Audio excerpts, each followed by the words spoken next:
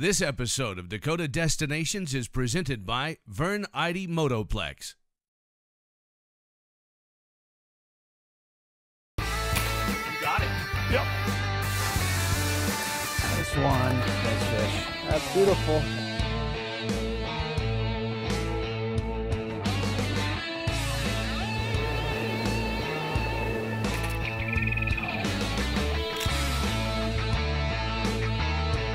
That is a beauty. Look at that one. Wow. Welcome to Dakota Destinations, a popular spot to learn about the outdoors, and a unique body of water takes center stage tonight. South Dakota got it right a few years ago when several groups pooled their resources to create an outdoor learning spot. Destination, Rapid City. In addition to all the fish we have out there, we also have a whole bunch of turtles. I want to catch a turtle. Question or a story? You might get your wish. We only want to hear questions. But if... I'll catch a shark. Okay. You catch a shark, I want to see him. When are we going now? We're going out right after everybody asks the questions, okay? We deal with children from the age of 2 to 102. And when they come through our doors, I don't care how old they are, they all go right back to being a kid. I see a fish right there. Yeah, me too.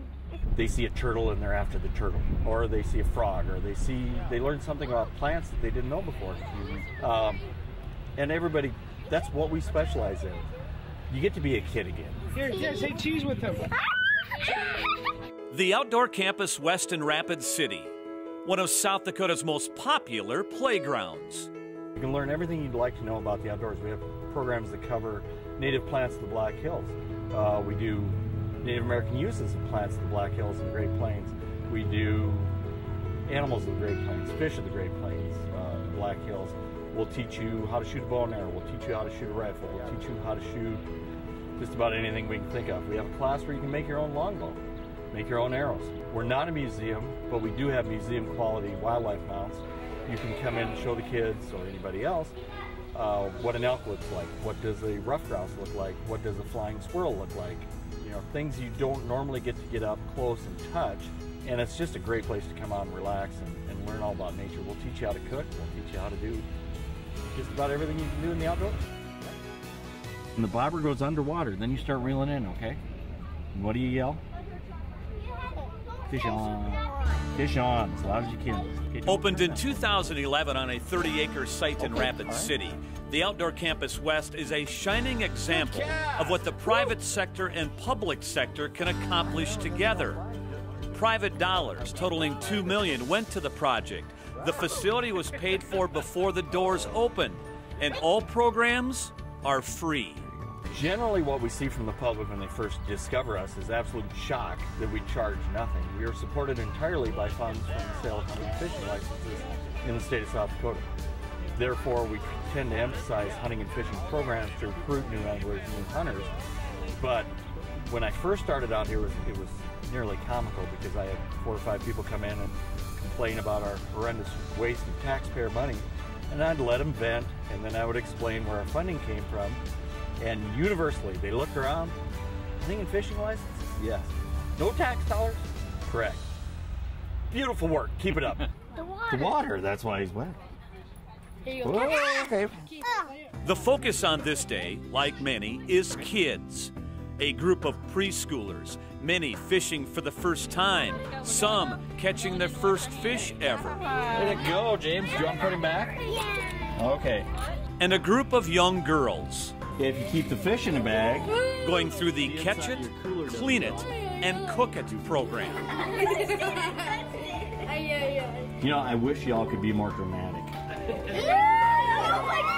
We specialize in bringing kids into the outdoor campus so that we can take them out of the outdoor campus and get them outside. Grab a pole, find a place you want to fish. We often joke that you bring us your freshly bathed children and we'll tire them out, we'll dirty them up, we'll show them how to catch fish, we'll show them how to track animals, and then we'll send them home and they'll take a nap.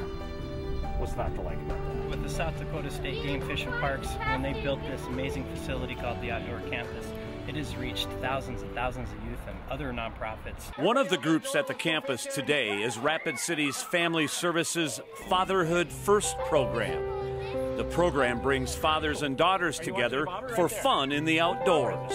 When these girls get home tonight, and if their parents or father wasn't able to be here, they're going to be just bugging and tugging on that shirt sleeve to say, hey, we got to go fishing, we got to go fishing, we got to go fishing. And that's the idea. You know, they're able to learn something about biology, ecology, and you know, the sport of fishing. Who doesn't love that, especially out here in the Black Hills? Okay, we'll leave them on here for about 7 minutes. We'll flip them and then we'll come back and they'll be good to eat. When you take people and you give them a skill and they go from zero to knowing how to catch, clean, cook, and eat a fish or whatever, it really builds confidence, and especially with the little kids.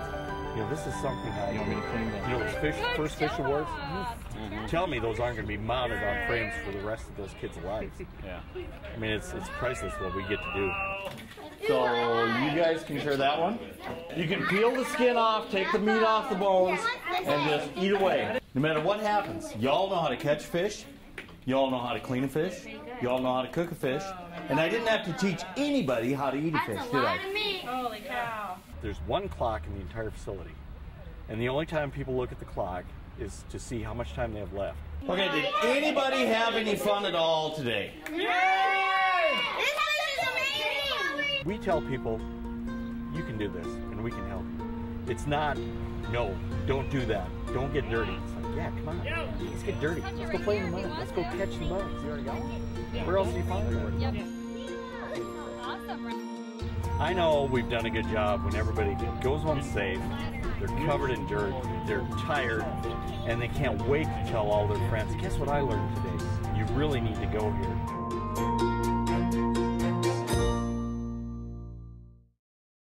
To learn more, go to the South Dakota Game Fish and Parks website and follow the link to the Outdoor Campus West. Dakota Destinations on Midco Sports Network is presented by Vern Ide Motoplex. Dakota Destinations on Midco Sports Network is presented by Vern Ide Motoplex.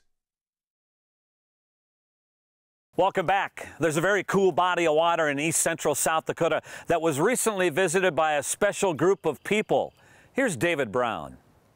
Today we are at Twin Lakes, one of the cleanest, clearest, and most beautiful bodies of water in all of Dakota land. It's situated about halfway between Madison and Arlington, South Dakota, 2 miles west of the intersections of Highways 14 and 81. Now, from what I've been told, this is a hotbed for walleye fishing. In fact, there's a tournament going on today, but it really doesn't make a difference if you're a rookie or a veteran, because most of the competitors here are veterans, but not in the experienced angler kind of way.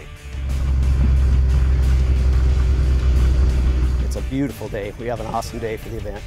Speeding across Twin Lakes is a sound unknown in this part of South Dakota. On most days, this shimmering body of water simply basks in the warm summer air, because it's only accessible by private dock from landowner Larry Larson. Back in 1959, it was bone dry. Bone dry, there was no water out here. And to the water you see over east of me here, there's two main lakes. That's why we called it Twin Lakes, which my farm is named after. But then, of course, in the 80s, it started increasing. There's a few people that like to fish, so we kind of got a few fish started in here. It took a few years, and it turned into tremendous walleye and perch lake. This lake has unbelievable natural reproduction. It's very low pressure because there is very little access to the lake. The access that's currently on it is very primitive. You got to back off a road. This is an unbelievable lake. There's tons of big fish in here. Mike Doris is the president of the Lake Area Walleye Club, and he wanted to use his love of fishing to give back to those who, he says, have sacrificed so much for us. And he did that by creating a fishing tournament for veterans, both present and future. We're taking 10 of our pro staff guys from the Lake Area Walleye Club. We're matching them with 10 veterans of war from the South Dakota National Guard and 10 potential new recruits for the National Guard. And we're having 3 boats, 3 people per boat, 10-boat tournament here on Highway 81 Ponds, Twin Lakes. Mike came to us with the idea actually to put this event together, so it was pretty much his brainchild. We're just helping him, supporting it, and of course gathering some of the veterans that are fishing today and some of the possible recruits that are also going to be out in the boat fishing. Of course, in order to provide the best possible environment for the walleye catch and release tournament, Mike needed a pristine area.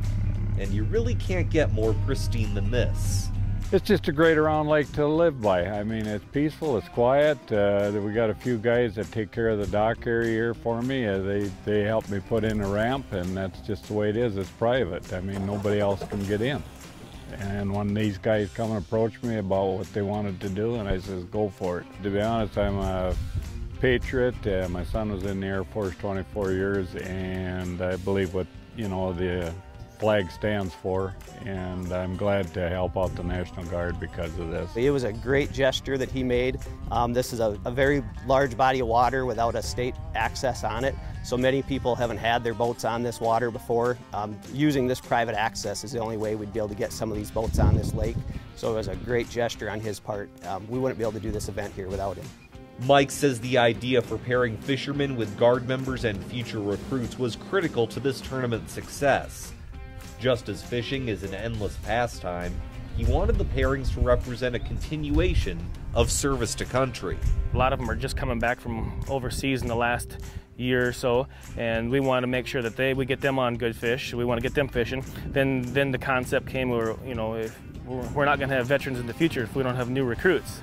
So we wanted to get our young soldiers, our new potential soldiers, into the boats as well, and show them, you know, just show them a good time. A lot of fishing is just spending time on the water with friends, a camaraderie type thing, and that goes hand in hand with what we have in the military.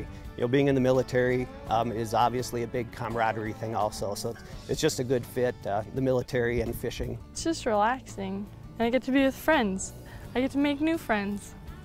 Right, guys? Erica Cotton is not only a member of the South Dakota National Guard, she's the first woman in the state to join an artillery unit. But the only weapon she needs today is a strong lure. Me and my dad have always gone fishing forever. Kind of a daddy's girl. But whenever we could, whenever we had time, we would just go fishing, and it's always just been kind of our little thing. I love being able to do this. Living in a place like this has its benefits for sure. From a technical standpoint, each of the 10 teams had all day to fish for walleye, and the biggest catches would win the tournament. Yet the rivalry between the boats was anything but hostile. Competition is secondary, but we're all competitive by nature. Catch some fish, have a good time, and make this a day that you remember for the rest of your life. And even when you catch a perch instead of a walleye, it's still fish. You didn't get skunked. The only smell out here is the sweet smell of success. The outdoors are important to me, and I hope to share it with as many people as possible.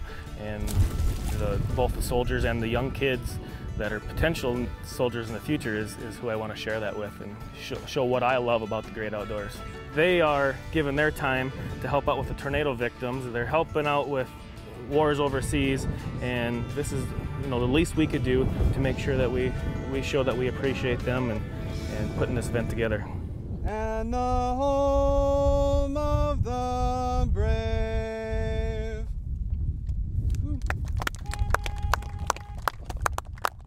Our special thanks to the Lake Area Walleye Club for having us out here on Twin Lakes today. For more information about the organization, visit lawcllc.com.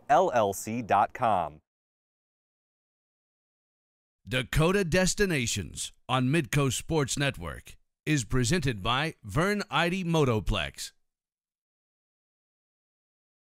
Welcome back. It's a race that challenges the stamina and courage of its participants.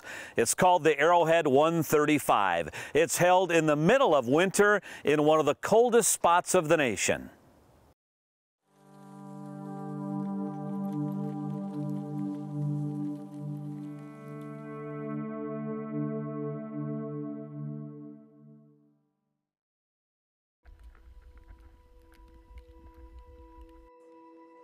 In the hours before dawn on this brisk January morning, headlamps and flashing safety lights break through the darkness as 154 competitors A combination of runners, bikers, and skiers embrace the last bits of comfort they'll know for the next 60 hours.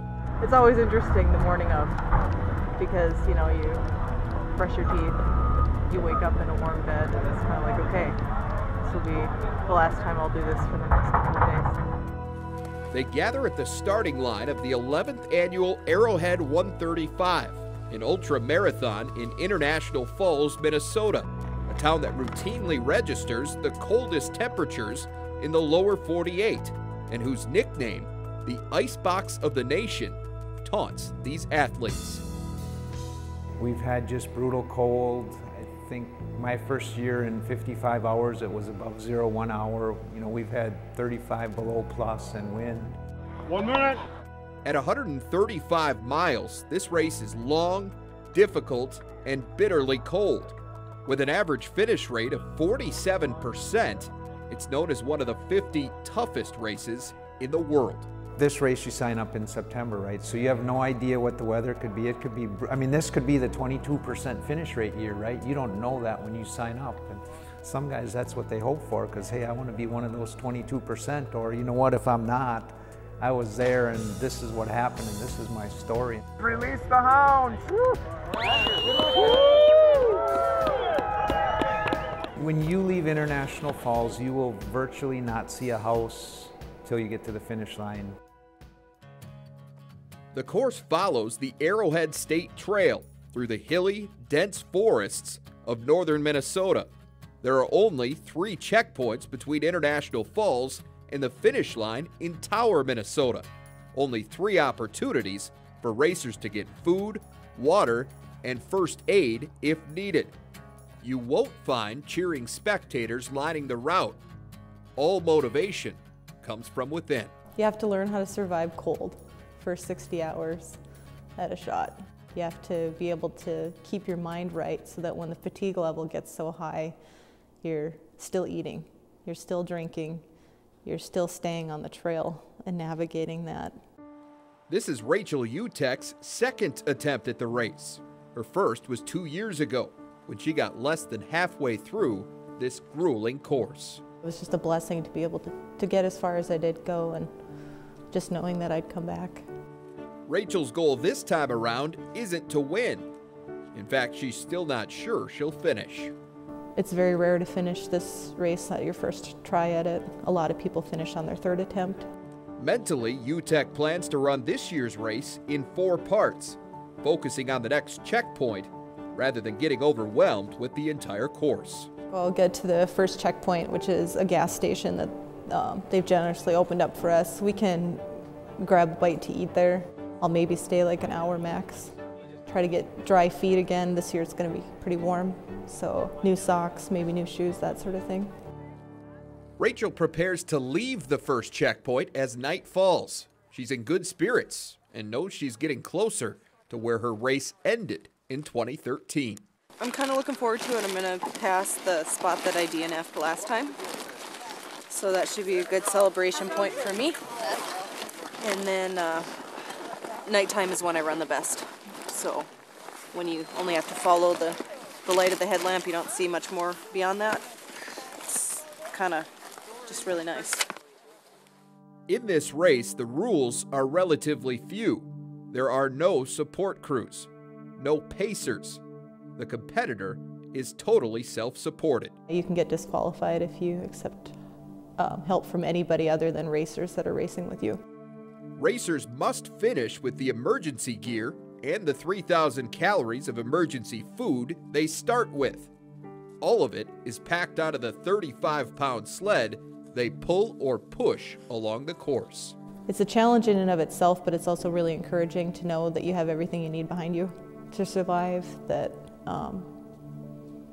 if it gets cold, really cold, like you've got exactly what you need. You don't have to try to make it to that next spot to get something warm. Rachel reaches the second checkpoint, known as Mel George, on the morning of the second day. This is where she'll get her first bit of sleep since starting the race. And by sleep, I mean a long nap, because you don't want to get too far into a sleep cycle where your body just wants to keep sleeping. Day 2 continues with a lot of the same. The trail can be beautiful, but it can also be lonely. I mean, you're out in the sticks in the middle of winter and it's quiet, which I love. You've got these great woods all around you and that's great, but it's just a lot of times just you. And so you have to make sure that you're staying encouraged one way or another. At 27, Rachel is one of the youngest Arrowhead competitors. She's also one of only 17 women in this year's field. There's getting to be more, which I think is good. I think a lot of it's just as a community of women trying to get together, encourage one another that it isn't as scary as we might think. As the second day ends, the terrain isn't the only obstacle UTEC is fighting. It's like mile 80 something, I hit a pretty deep low and I had to fight really hard to get back, really, really hard. So a friend said that you can do everything right and just get one thing wrong, and that one thing wrong can make you not finish. While mile 80 something could have very well been the end for Rachel, she's able to dig deep and find a little something more. Hope is unstoppable. Like, it just doesn't end. You get to a low and it'll come right back. In the end, Rachel didn't come in first. In fact, her name's not even among the top 10. But she is a finisher. And in the Arrowhead 135 community, there are no losers. Just those that DNF and those that manage to push themselves to the edge and cross the finish line. I like to test to see what my limits are and going beyond what I think is possible for myself. Because you'll get to these points where you're just like, this is impossible. And then you break through that. And then once you've broken through that, it's like, okay, what else could be possible now? Coming up next week on Dakota Destinations, bow fishing in central North Dakota and fly fishing in the Black Hills. We hope to see you back here next week.